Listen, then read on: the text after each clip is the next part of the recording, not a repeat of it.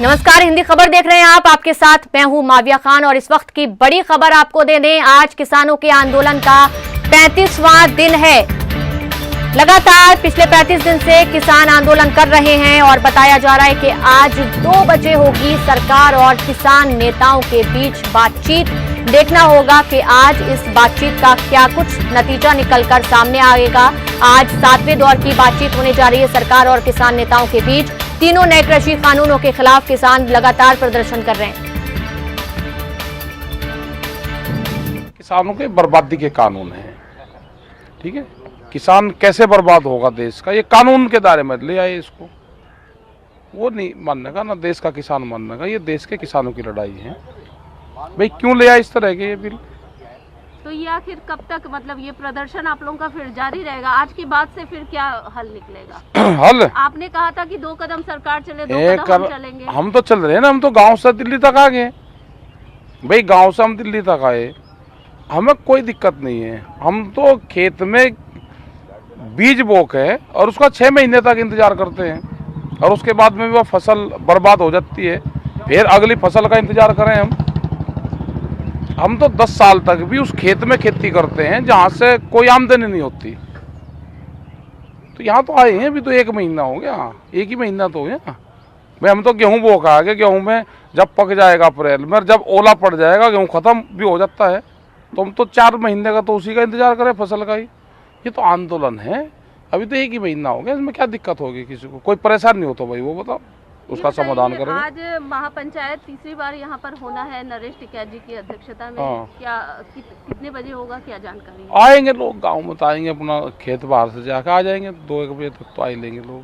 तो आज यहाँ पर महापंचायत होगा? हाँ, पंचायत करेंगे, सब लोग इकट्ठे हो जाएंगे भाई। वे भी आता पता लेने तो आएंगे ना, गाँव के लोग भी कि सरकार कर रही या नहीं कर रही। आओगे गाँव के आदमी। तो क्या इसमें आप लोग आगे की रणनीति कुछ तैयार करेंगे? हाँ, रणनीति तो है। वे गांव के कह के जाएंगे कि हटना नहीं, और हम तैयार बैठे। टिकैत जी, आपके बयान पर जो आपने ब्राह्मण समाज को लेकर बयान दिया था, उसको लेकर पलवल में ब्राह्मण समाज ने प्रदर्शन भी किया था। हरियाणा में आपके खिलाफ एक केस भी यहाँ पर दर्ज करने की यहाँ पर बात की गई है। अच्छा, तो आपने ब्राह्मण को लेकर आखिर क्यों इस तरीके की? नहीं, मैं ब्राह्मणों को नहीं कहा। मैं तो जो मंदिर है, मंदिरों को कहा मैंने। मंदिरों में जो समितियाँ है उनको कहा कि उन समितियों को आगे आना चाहिए, और वो अगुवाई करता है। मंदिर हमारा अगुवाई करता है, ब्राह्मण जो समाज है वो अगुवाई करता है, उनको आगे आना चाहिए। और यहाँ पे जो धरने प्रदर्शन चल रहे हैं, हमने कहा कि मंदिर समितियाँ जो ट्रस्ट है वे भी अगुवाई करे, और गांव के लोग तैयार बैठे कि भाई हम भी लंगर भंडारे वहाँ पर लगाएंगे। ये कहा मैंने।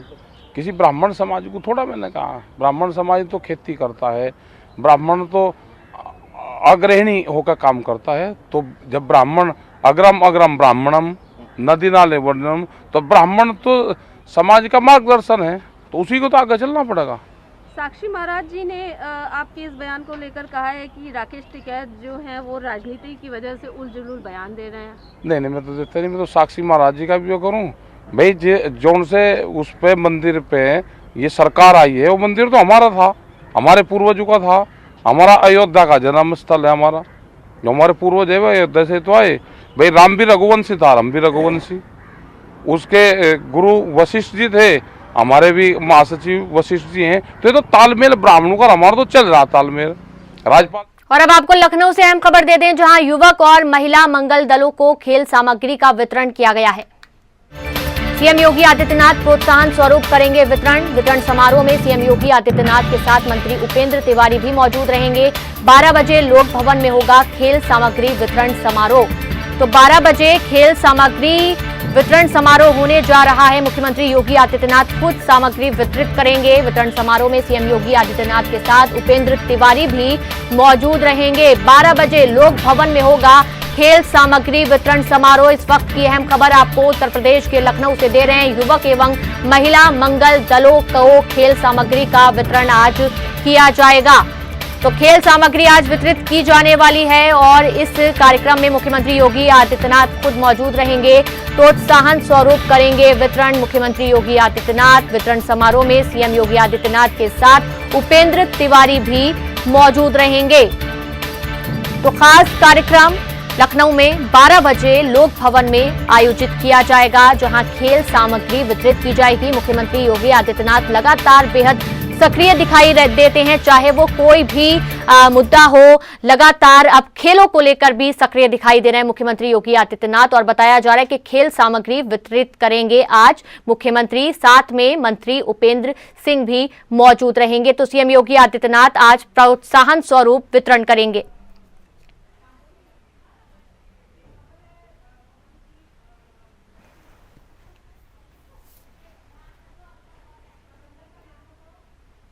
और इस खबर पर ज्यादा जानकारी लेंगे हमारे ब्यूरो चीफ विक्रम सिंह राठौर से। विक्रम सिंह राठौर, आपसे जानना चाहूंगी, आज खेल सामग्री वितरित की जाएगी मुख्यमंत्री योगी आदित्यनाथ की ओर से, क्या कुछ जानकारी मिल रही है इस खबर को लेकर? जी देखिए, बिल्कुल उत्तर प्रदेश में जो मंगल दल हैं, जो महिलाओं और पुरुष युवकों के लिए जो मंगल दल मुख्यमंत्री योगी आदित्यनाथ के अध्यक्ष के निर्देशानुसार बनाए गए थे, वो लगातार ग्रामीण स्तर पर काम कर रहे हैं, लगातार खेलों को प्रोत्साहन देते हैं। वहीं पर प्रांतीय रक्षक दल विभाग भी लगातार उन पर अपनी नजर बनाए रहता है, लगातार किस तरीके से जो मंगल दल हैं काम कर रहे हैं, किस तरीके से खेल को प्रोत्साहन दे रहे हैं, किस तरीके से युवाओं को जोड़ रहे हैं, इन पर लगातार काम करता रहता है। और आज इसी क्रम में मुख्यमंत्री योगी आदित्यनाथ जो मंगल दल हैं उनको जो खेल की किटें हैं, जो जिन जिन खेलों में युवा जुड़े हुए हैं, उन खेलों से जुड़े हुए युवाओं को उनकी किट वितरित करेंगे। 12 बजे ये कार्यक्रम होगा, जिसमें मुख्यमंत्री योगी आदित्यनाथ के साथ उत्तर प्रदेश सरकार के खेल मंत्री उपेंद्र तिवारी मौजूद रहेंगे। और बड़े स्तर पर जो खेल को प्रोत्साहन दिए जाने के लिए उत्तर प्रदेश सरकार काम कर रही है, युवाओं को खेल से जोड़े जाने के लिए, स्पोर्ट्स से जोड़ने के लिए लगातार उत्तर प्रदेश सरकार काम कर रही है, जिससे कि जो युवा हैं, जो ग्रामीण क्षेत्र पर जो कौशल योग्य क्षेत्र जो जिनके अंदर प्रतिभाएं हैं, प्रतिभावान जितने युवा हैं, उनको एक मौका मिल सके, एक प्लेटफॉर्म मिल सके, उनके लिए लगातार इस तरीके से काम कर रही है। तो उसी क्रम में ये आज कार्यक्रम काफी महत्वपूर्ण माना जा रहा है कि मंगल दल के जो युवा हैं, जो लोग हैं, उनको मुख्यमंत्री योगी आदित्यनाथ खेल की किट वितरित करेंगे। और 12 बजे ये कार्यक्रम लोक भवन में होगा। जी बिल्कुल विक्रम जी, आप इस पर नजर बनाए रखिएगा। फिलहाल आप हमारे साथ बने रहिए, हम आगे भी आपसे अपडेट लेंगे। चलिए रुख करेंगे अगली खबर का। दिल्ली में प्रवेश करने वालों को ठीक से लगाना होगा RFID टैग, इस वक्त की अहम खबर आपको दे रहे हैं। दिल्ली में जो भी आएगा अब उसको ठीक से अपना RFID टैग लगाना होगा। 1 जनवरी से बिना RFID टैग के वाणिज्यिक वाहनों को प्रवेश नहीं मिलेगा। वायु गुणवत्ता आयोग ने दिल्ली के प्रदूषण को लेकर ये बड़ा फैसला लिया है। तो अब टैग लगाना बहुत जरूरी हो गया है दिल्ली में। जिस तरीके से लगातार वायु प्रदूषण बढ़ा है, उसको लेकर ये सख्त फैसला लिया गया है। वायु गुणवत्ता आयोग ने दिल्ली के प्रदूषण को लेकर ये बड़ा फैसला लिया है, जहां RFID टैग को लगाना जरूरी कर दिया गया है, खासतौर से उन गाड़ियों पर जो कि दिल्ली से बाहर से दिल्ली में आती हैं। और ज्यादा जानकारी के लिए हमारे ब्यूरो चीफ विक्रम सिंह राठौर हमारे साथ लगातार बने हुए हैं। विक्रम जी, RFID टैग को अब जरूरी कर दिया गया है, जो भी गाड़ी बाहर से दिल्ली में आएगी, क्या कुछ जानकारी मिल रही है, क्यों ये जरूरत महसूस हुई? कंट्रोल करने के लिए जो अलग अलग राज्यों में जो काम किया जा रहा है, उसी क्रम में एक बड़ा फैसला उठाया गया है कि जब अब दिल्ली में जितनी भी गाड़ियां अंदर प्रवेश करेंगी, 13 टोल प्लाजा पड़ते हैं, 13 टोल प्लाजा से कहीं पर भी अगर गाड़ियां एंट्री करती हैं तो उसमें RFID टैग लगना जरूरी है, और वो लगा होना चाहिए और सही से लगा होना चाहिए। कहीं पर भी गलत तरीके से लगा होगा तो उनको एंट्री नहीं दी जाएगी और उस पर जुर्माने का भी प्रावधान किया जा सकता है। हाल फिलहाल अभी तक की जो जानकारी है, उसके आधार पर 1 जनवरी के बाद जिन गाड़ियों पर जो कमर्शियल वाहन होंगे, जिन पर RFID टैग नहीं लगा होगा, उनको एंट्री नहीं दी जाएगी। खासतौर पर अगर उत्तर प्रदेश के परिप्रेक्ष्य में बात करें तो गाजियाबाद और नोएडा से कई जो गाड़ियां हैं, लगातार जो कमर्शियल गाड़ियां हैं, वो दिल्ली में एंट्री करती हैं। उनके लिए भी एक साफ तौर पर यह निर्देश है कि जितनी भी गाड़ियां दिल्ली के अंदर जाएंगी, वो कमर्शियल वाहन जितने भी होंगे, उन सभी को अब RFID टैग लगाना पड़ेगा और बिना RFID टैग के कोई भी गाड़ी दिल्ली में एंट्री नहीं दी जाएगी। लगातार जिस तरीके से राजधानी में लगातार जिस तरीके से प्रदूषण बढ़ रहा है, प्रदूषण का स्तर लगातार खतरनाक होता जा रहा है, उसको देखते हुए बड़ा कदम उठाया गया है कि अब बिना RFID की कोई भी गाड़ी दिल्ली में एंटर नहीं कर सकती। जी बिल्कुल विक्रम जी, और बहुत जरूरी भी हो गया था, क्योंकि हम देख रहे थे बड़ी तादाद में दिल्ली से बाहर से गाड़ियां आती हैं और ऐसे में जो प्रदूषण बढ़ रहा है उसमें अहम रोल भी निभाती हैं। विक्रम जी, आप हमारे साथ बने रहिए, मैं आगे भी आपके पास लौटूंगी। चलिए रुख करेंगे अगली खबर का। लखनऊ से अहम खबर आपको दे दें, जहां स्मार्ट मीटर बत्ती गुल को लेकर बैठक हुई है। जांच कर रही STF की रिपोर्ट पर बैठक हुई है। कल देर शाम शासन में उच्च स्तरीय बैठक हुई है। रिपोर्ट जल्द मुख्यमंत्री के सामने पेश की जाएगी। तो STF की रिपोर्ट पर कल देर शाम ये बैठक हुई है और जल्दी ही रिपोर्ट मुख्यमंत्री के सामने पेश की जाएगी। स्मार्ट मीटर, बत्ती गुल का ये मामला है और अन्य गड़बड़ियों की जांच जो टीम कर रही है उसको लेकर अब रिपोर्ट मुख्यमंत्री के सामने प्रस्तुत की जाएगी। ज्यादा जानकारी लेंगे हमारे ब्यूरो चीफ विक्रम सिंह राठौर से। विक्रम सिंह राठौर, आपसे समझना चाहूंगी, जरा तफसील से बताइए क्यों जो रिपोर्ट है वो अब मुख्यमंत्री के सामने बताया जा रहा है कि पेश की जाएगी, और क्या कुछ समस्याएं जो हैं वो देखने को मिल रही थी, क्या कुछ गड़बड़ियां पाई गई थी? बत्ती गुल का भी मामला बताया जा रहा है। देखिए, बिल्कुल साफ तौर पर स्मार्ट मीटर को लेकर लगातार उत्तर प्रदेश का जो ऊर्जा विभाग है वो लगातार कटघरे में खड़ा है, और जिस तरीके से स्मार्ट मीटर्स कई जगह पर लगाए गए थे उनमें कई कमियां लगातार सामने आ रही हैं। जब कमियां सामने आई थी तो उसके बाद शासन स्तर से उन सभी स्मार्ट मीटर्स की चेकिंग के लिए SIT गठित की गई थी, और SIT ने अपनी रिपोर्ट पूरी तैयार कर ली है। और उस रिपोर्ट के आधार पर मुख्य सचिव के नेतृत्व में, RK तिवारी के नेतृत्व में कल बैठक हुई थी, जिसमें कि अब जो बात निकलकर सामने आ रही है कि उसमें कई अधिकारियों की संलिप्तता थी, जिसमें कि स्मार्ट मीटर पे कई दिक्कतें सामने आई। क्योंकि साफ तौर पर जो जब स्मार्ट मीटर लगाए गए थे तो उस समय पर यह बात रखी गई थी कि स्मार्ट मीटर को सारे मानकों पर जांचा जा चुका है, सारे जो मानक जितने शासन स्तर से बनाए गए उन पे वो सारे खरे उतर रहे हैं। लेकिन जब से स्मार्ट मीटर लगाए जा रहे हैं तब से, चाहे वो ओवर बिलिंग की बात की जाए, अचानक से लाइट चले जाने की बात की जाए, या जिस तरीके से जो रीडिंग ज्यादा आना मीटर में उनकी बात की जाए, कई ऐसी शिकायतें आ रही हैं जिनकी वजह से स्मार्ट मीटर लगातार ऊर्जा विभाग की फसीहत करा रहा था, और उसके बाद SIT की जांच दी गई थी। SIT ने अपनी जांच मुख्य सचिव के सामने रखी है, और माना जा रहा है कि मुख्य सचिव भी जल्द ही ये रिपोर्ट अब मुख्यमंत्री योगी आदित्यनाथ के सामने रखेंगे, और जिसके बाद जो भी लापरवाह अधिकारी हैं उनके ऊपर बड़े स्तर पर कार्रवाई की जाएगी। जी, देखना होगा कि क्या कुछ इस रिपोर्ट में निकलकर सामने आएगा और आखिर क्यों इस तरीके की समस्याएं सामने आ रही थी। विक्रम जी, हमारे साथ बने रहिए, मैं आगे भी आपके पास लौटूंगी। लखनऊ से आपको एक और अहम खबर दे दें, जहां कोरोना के बाद स्ट्रेन का पहला मामला सामने आ गया है। लखनऊ में भी पहला स्ट्रेन का मामला मिला है। 2 साल की बच्ची को स्ट्रेन और हड़कंप मच गया है। जैसे ही खबर सामने आई है, मामले से सामना आने के बाद स्वास्थ्य महकमे हाई अलर्ट पर है। विभागीय अधिकारियों और पैरामेडिकल स्टाफों के लिए एडवाइजरी जारी की गई है। एहतियात बरतने और अस्पतालों को भी हाई अलर्ट पर रखने के निर्देश दिए गए हैं। नए स्ट्रेन वाले मरीजों को अलग आइसोलेशन वार्ड में भर्ती करने के निर्देश दिए गए हैं। तो लखनऊ में भी कोरोना के नए स्ट्रेन का मामला सामने आ गया है। एक बच्ची में ये स्ट्रेन पाया गया है, जिसके बाद हड़कंप मच गया है, और खासतौर से ये निर्देश भी जारी किए गए हैं कि देखिए, जिनमें भी ये स्ट्रेन पाया जाए उनको अलग वार्ड में रखा जाए। तो एहतियात बरतने और अस्पतालों को भी हाई अलर्ट पर रखने के निर्देश जारी हुए हैं। ज्यादा जानकारी लेंगे हमारे ब्यूरो चीफ विक्रम सिंह राठौर से। विक्रम जी, कोरोना का जो स्ट्रेन है नया, वो बताया जा रहा है कि लखनऊ से भी सामने आ गया है। क्या कुछ जानकारी मिल रही है? अब किस तरीके से इससे निपटने की जो तैयारी है वो प्रशासन कर रहा है? जी देखिए, बिल्कुल साफ तौर पर अगर बताऊं तो जो पहला मामला जो भी आया है सामने उत्तर प्रदेश में, वो मेरठ का है।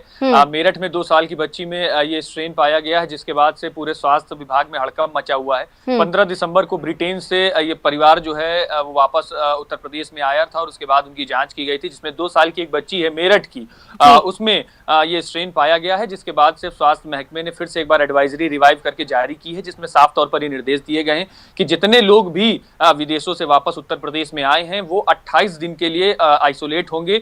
जिनकी RT-PCR रिपोर्ट निगेटिव भी है, जो पॉजिटिव नहीं है, उनको भी 28 दिन के लिए आइसोलेट होना है, और अपने परिवारजनों से मिलना नहीं है।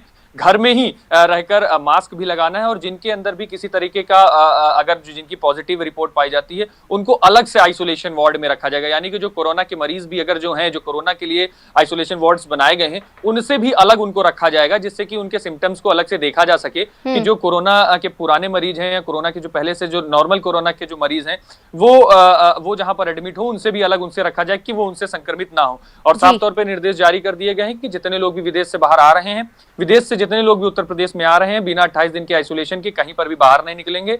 और साफ तौर पर जिला प्रशासन को भी अलग अलग सभी जिलों को निर्देश जारी कर दिया गया कि सभी लोग अपनी जो सूची आई है भारत सरकार के द्वारा, उन सभी लोगों को ट्रेस करें कि कहां कहां पर मौजूद हैं।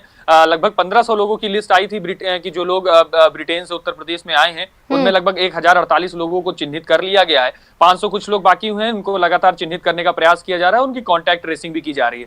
लेकिन इसी बीच में जिस तरीके से मेरठ का यह मामला पूरा सामने आया है। उसके बाद अब स्वास्थ्य महकमा फिर से हलचल में है पूरी तरीके से। अब जो एडवाइजरी जारी करने के बाद लगातार ट्रेसिंग का काम और तेजी से बढ़ा दिया गया है। जी, उम्मीद करते हैं विक्रम जी कि जल्द से जल्द जितने भी कोरोना के नए स्ट्रेन के मरीज हों वो सामने आए और उनको अलग आइसोलेशन वार्ड में रखा जा सके। पहले ही हम कोरोना की मार झेल रहे हैं। बहुत बहुत शुक्रिया विक्रम सिंह राठौर, ये तमाम अहम जानकारी हमें देने के लिए। चलिए खबरों में बढ़ेंगे, आगे बात करेंगे अगली खबर की। लखनऊ से अहम खबर दे रहे हैं, जहां लखनऊ का स्वास्थ्य विभाग अलर्ट पर है। मेरठ में यूके स्ट्रेन की दस्तक के बाद अलर्ट पर है विभाग। कंटेनमेंट जोन में फिर से होगी पुलिस की तैनाती।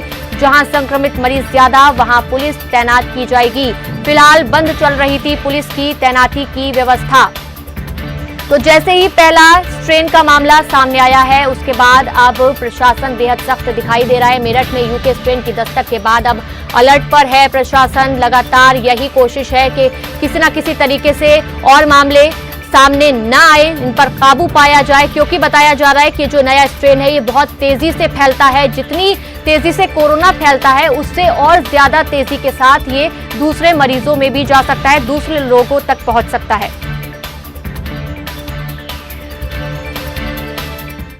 उत्तर प्रदेश के लखीमपुर खीरी से हम खबर आपको दे रहे हैं, जहां स्वास्थ्य विभाग को बड़ी राहत मिली है। पिछले 24 घंटे में सिर्फ एक कोरोना का केस सामने आया है। पिछले 24 घंटे में कुल 671 रिपोर्ट प्राप्त हुई हैं। सभी रिपोर्ट नेगेटिव हैं, केवल एक ही रिपोर्ट पॉजिटिव पाई गई है।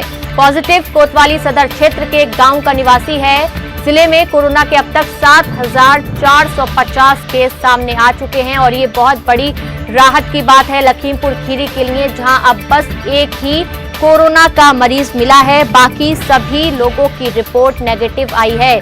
सभी रिपोर्ट नेगेटिव हैं। कुल एक शख्स ही ऐसा है जो कि पॉजिटिव है कोरोना से। तो मेरठ से आपको अहम खबर दे रहे हैं, जहां राजकीय सम्मान के साथ शहीद अनिल तोमर का अंतिम संस्कार किया गया। पुलवामा में शहीद हुए थे हवलदार अनिल तोमर। शहीद जवान का पार्थिव शरीर पैतृक गांव पहुंचा। शहीद के स्वागत में उमड़ी है हजारों लोगों की भीड़। डीएम, एसएसपी शहीद को श्रद्धांजलि देने पहुंचे। आतंकियों से लोहा लेते हुए शहीद हुए हैं अनिल तोमर। तो जैसे ही उनका पार्थिव शरीर उनके पैतृक गांव पहुंचा, बड़ी तादाद में लोगों की भीड़ लग गई। वंदे मातरम की नारेबाजी की गई और बहुत ही पूरे सम्मान के साथ शहीद का अंतिम संस्कार किया गया। इस मौके पर डीएम और एसएसपी भी मौजूद रहे।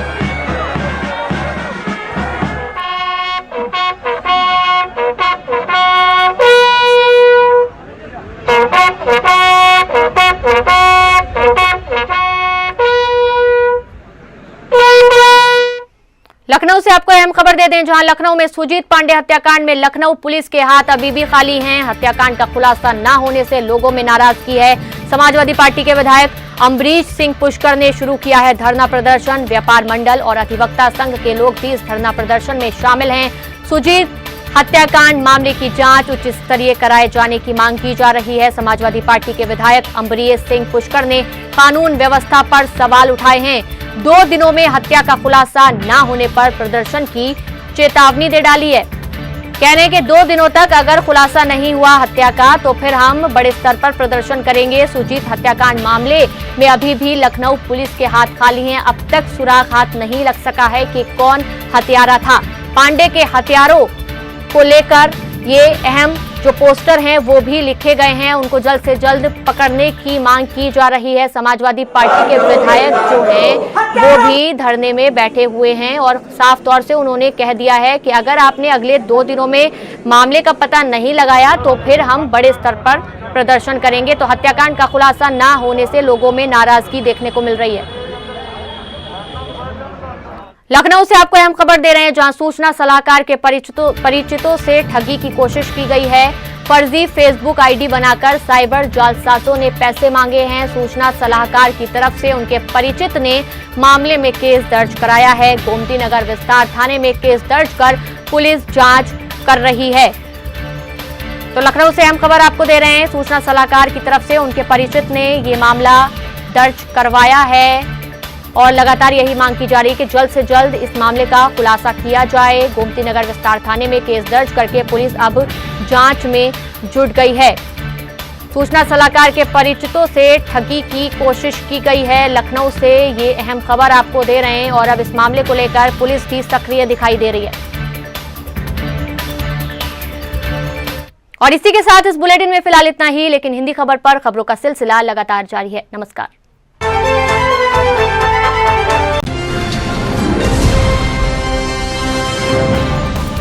घंटी का बटन दबाइए और हिंदी खबर से जुड़ जाइए।